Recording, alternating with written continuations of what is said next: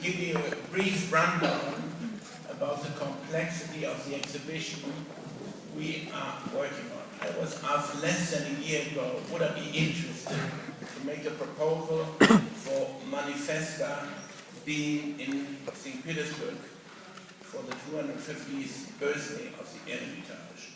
And I immediately said, very non-professional, yes, I'm very interested to make a proposal, because I knew I would have immediate access to the palace and to the mystery and the myth of the Eremitage. So I'm really, even though I'm called a curator now, I'm much more a kind of an exhibition maker. That was a term 30 years ago, and when you are 70, like I am, 20 years is not a long time. It's not, when you are 50 and you become 70, it shrinks. So it's all relative. What is a long time? There is no other place like the Eremitage, which is now celebrating its 250th birthday. So when I was about 14, 15, 16, there was suddenly the end of the Nazi time in Germany, even though in West Germany, even though I was born at the very end of the war. So there are sort of delays of so many factors. And I'm very, very happy to be able to work within the context of the Eremitage. And I think it is interesting and worthwhile to do everything to make a physical, emotional kind of test, which is going beyond the sight of the internet, beyond the kind of constant social media and so on, to be confronted with Gestalt, with form, and with a loaded momentum of what art can be. Rubens knew, a man who made a book, he's a poet, and then he became an artist for economical reasons because he couldn't sell his poems like many others in the 50s and 60s. He said, you know, art is so important that you shouldn't take it too important. This is a very important measure to go by. So when you go through the Eremitage, through the palace, you always get lost and you suddenly encounter things which you had not seen or experienced before. So I want to start, since this building is now in the future going to be full part of the Eremitage, it was important how to make a link between the Winter Palace Eremitage and the General Staff building. And when in the very first meeting with Mr. Potosky, I had mentioned that it would be ideal to bring all of Matisse as it is there, the way it's presented here, so all the tourists and everybody else wanted to see it. It's like the canon, and they would have the reason to come here because it's not really necessarily of general interest to have contemporary art unfiltered. It is not on the top kind of priority. So when he said, why Matisse? Then I said, it's kind of a Buddha rather than Jesus. It is very bourgeois and it's very revolutionary in its sense of space and color. So this, I remember, we have now, this is just a list of artists, and I can only cursorily talk about a few positions. For instance, all the abstract artists which are involved are very difficult to present because I would have to talk for each one of them for at least about a quarter of an hour. But I wanted to start with how it all began, and that is, no, I'll talk about it later. We should go to the Piranesi and Bourgeois. So for the first time, leaving the office of Dr. Petrovsky, I had the privilege to go in from the office into the Eremitage. And together with Sergei Fofanov, who is a kind of assistant co-curator, who I happened to meet in Berlin because he translated my paper into Russian and asked very intelligent questions. So I said, hey, this guy is fantastic. He worked in the Eremitage for many years. And the first thing we encountered was the hidden Louis Bourgeois and these bric-a-brac Piranesi, which I had known about but had never confronted one. So it's a sort of Brancusi among the letter. He put together things sold to rich people in England at the time, and it eventually came to the Eremitage because Catherine de Great was a permanent great collector of Piranesi. So the fictional architect is a visionary of its time. Now, through this combination, we just saw something which is there, and we felt this is a good way to enhance it. The graphic of Bourgeois, the graphic of Piranesi, and the physical sculptures right there where they already are now, but to put them out in the public. Okay. So I just want to talk about the method. Let's go through some of these images. Now, this is the beginning of the catalog of Francis Alÿs, who's a Belgian artist who lives in Mexico for a long time, and he is doing a road movie of him and his brother 30 years ago, going to Leningrad, buying a Russian car, and having lots of Gueule de Gitane or Gaulois cigarettes, sort of existentialist trip to Leningrad. I remember too, to me also the name of Leningrad was magic, because even though I was more interested in Trotsky than in Lenin, but it rang a bell, Leningrad. So they never managed to get to Russia because the car broke down or whatever happened. So he is reconstructing this trip, making a lot of documentary kind of material, and it ends up in the entrance way of the Hermitage. So this is where visitors are being greeted who are standing in line and wonder what's going on there. It is kind of non-aggressive, it's nostalgic in a sense, it's very poetic, and it is unusual. So it's a good way to introduce visiting the Hermitage, and when you leave, it's still there, but you perceive it differently. Okay. Now, we have many proposals in regard to particular spaces within the Hermitage, and artists who came to mind who could do something with it, not to illustrate it, but to make sort of, as Karl Marx would say, the circumstances dance. And we are very, very grateful to Dr. Grotowski and his colleagues, various curators of Hermitage, to talk to us. We explained, made certain proposals. Some of them didn't get an answer, and others were somehow taken. However, there were always new, playful ways of approaching this magical site. And for instance, Lara Favoretto, an Italian artist, she was then interested in the Italian kind of antiquities and dealing with concrete, beton matter, which would be in such a way that it is not too heavy for the site. So it's a kind of a physical approach, and the aesthetics is almost anti to the beauty, notion of beauty of the classical sculptures. And then the curator at one point was very supportive, and then she became rather shocked when she was confronted with the reality of this very heavy punk kind of approach. But now they are coming together, and it's going to be done here. All the works are going to be done here. They are very site-specific. Okay. Another argument, and I'm very happy also to have met Dr. Bernhard Bachhoff. We had proposed spaces which we felt, or I felt, were so magical, especially the 12-column room, which had not been opened, and the windows opened on for almost 45 years, just to celebrate the architecture. And then we said, yes, there are artists who are dealing with a space, an architectural space, and make it very much conscientious without occupying it. They just transform it back to its function. For instance, here, this is the 12-column room, which will be just pigment, but the windows are open, everything is breathing. And I think this will be surprising for many true visitors of the Hermitage to be confronted with something which suddenly is different, and you don't know exactly what makes it different. Okay.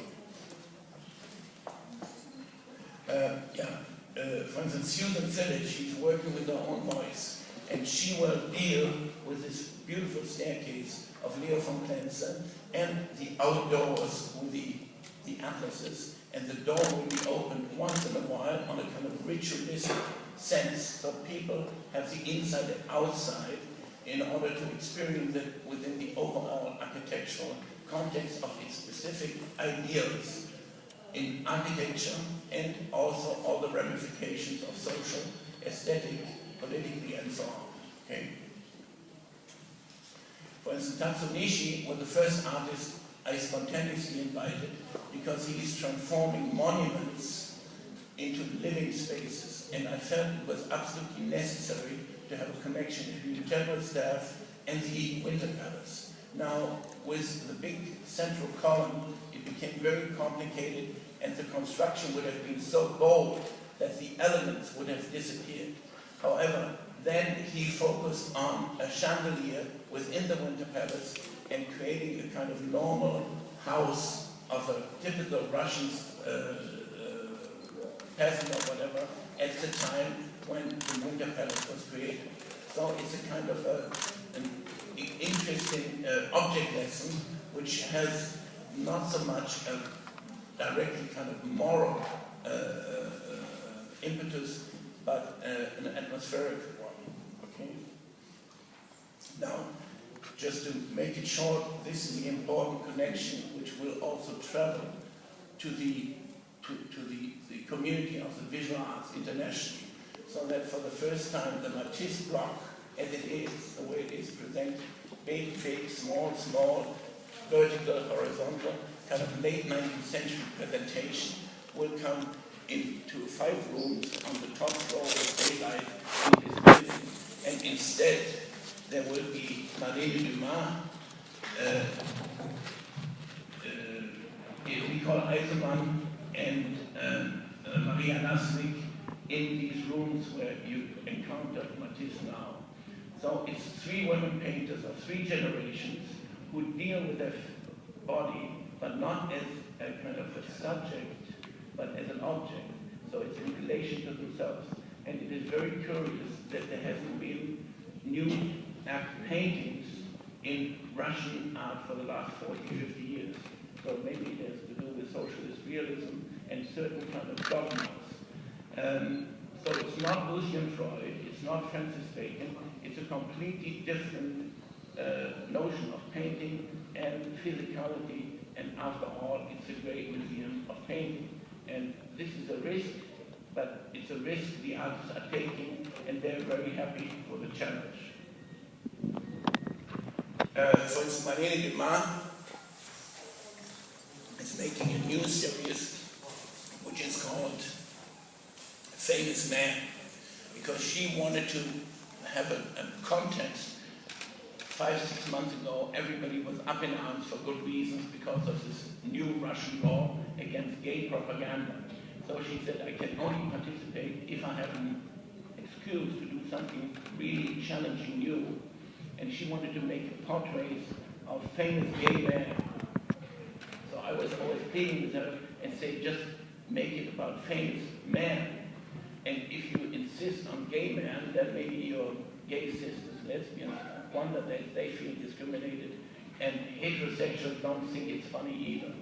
So there is a kind of a light touch of dealing with the process. And now she just called it Famous Man, but when you begin with Tchaikovsky and you end with Pasolini or Genet, everybody knows what she's talking about.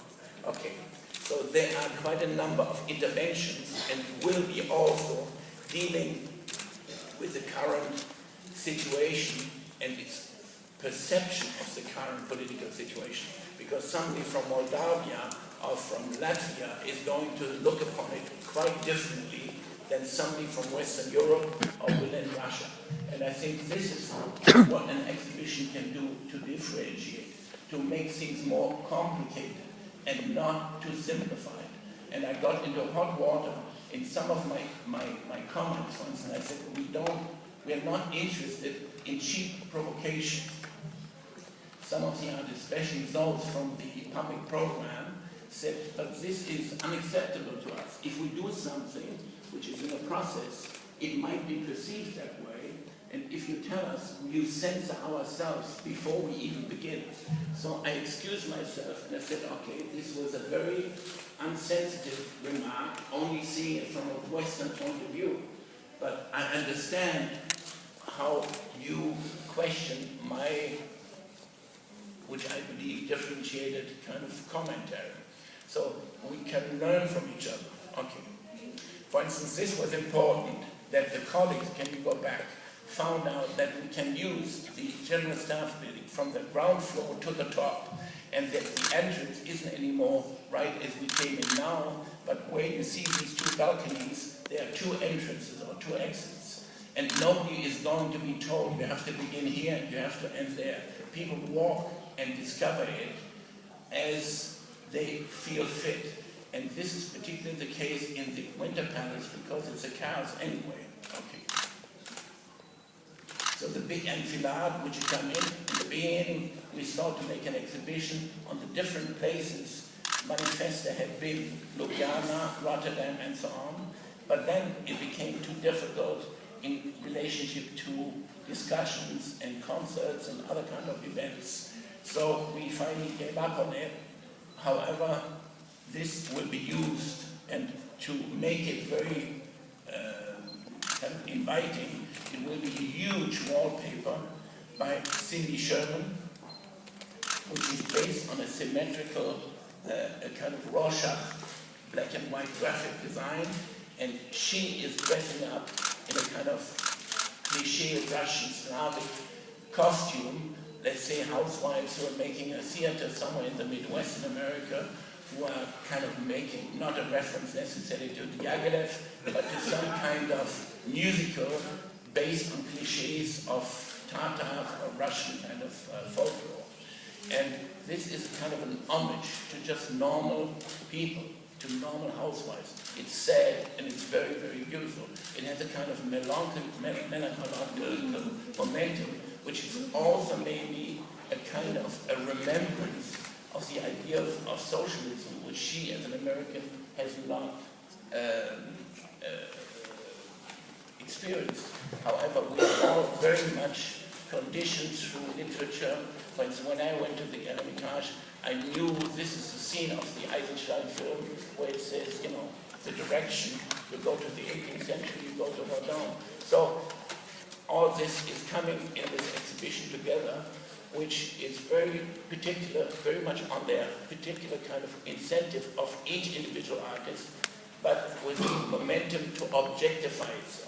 Also the relationship between Russian artists, non-Russian artists, and at least 3 different generations. Okay? So the enfilade has helped us to say in the whole exhibition there will be no exhibition architecture at all. Things have to be plausible by themselves, and we are opening up and using it. For instance, Erik and Thomas Hirschhorn, those artists who are presently here, Erik van Nieshout, I hope you can make a statement later on if you have a question. They are also dealing with the kind of very grand architecture. Maybe they comment on it, but they use it. So we have invited a number of artists who are doing things on site, such as Otto Zitko, who is not so well an artist known, an Austrian artist, who draws into the space and you are enwrapped in the space. It's very much a kind of tectonic momentum of being within and very formal, very, very formal. So the notion of abstraction is very important to me because it's just art, and art is very limited in its possibility. You can't brush your teeth with it, but there are very few momentums which really can transform the world by saying what art can be, and therefore a museum is a kind of a time warp creating machine, and it's a fantastic challenge for artists to deal with it without commenting it. No comments, because that has been done a lot. Not a comment on Rembrandt, a comment on, but a kind of a dialogue for the individual to experience. Okay. So this is Thomas Hirschhorn, but maybe he can much better talk about the rawness, the naked life he wants to express. It's a very grand kind of theatrical momentum, and it deals with history. Okay. That was the very first piece I thought of, Bruce Naumann's Fat Chance, John Cage. Now, Fat Chance is a kind of comic Turk, and John Cage is obviously the great composer of silence. So it's just a studio at night. It's a big, big, big place in Arizona, and not an artist studio in a romantic sense. It's just a kind of factory space where he does his stuff. And he put 7 cameras up, and it is filming nothing. There's nothing there. Maybe a mouse goes through or something like that. But basically it's nothing. But it is empty nothing. It's not metaphysical nothing. So it's very kind of physical. It's very non-Russian, I think. Okay. Then there are 2 photographers on a grand scale who are doing a sort of opera account. One is Boris Mikhailov. He is actually Ukrainian. That decision was made when Ukraine was on our mind. And he photographed during Christmas and New Year, I mean the Western Christmas, New Year, and the Russian New Year, for that time in Maidan. And it's a very theatrical kind of presentation. It's all about media. You don't trust it, you don't know what's going on, and it is pretty grand, also in relationship to the Hermitage. It masters kind of Baroque notions of programs, pictorial programs. And the other one is Wolfgang Tillmans, who didn't want to participate, but finally participated because he's a kind of a gay activist, and then he felt he had to before he declined it. So the whole kind of dramatic kind of notion has changed to a real political one. However, it doesn't hurt the exhibition because the exhibition is about an antithesis of today, like the Hermitage, and wants to be more ambitious to have a kind of effect in time to come. Okay. Now, it's very important, the public program. I'm very, very happy, thanks also to Hedwig and all the people of Hermitage, that we were able, or I was able to invite Jonas Vasa, who just happened to meet in a jury in Holland, and then we're riding on a train. So we had just sort of talked about what's private, what's public. And then she also later on published an interesting text.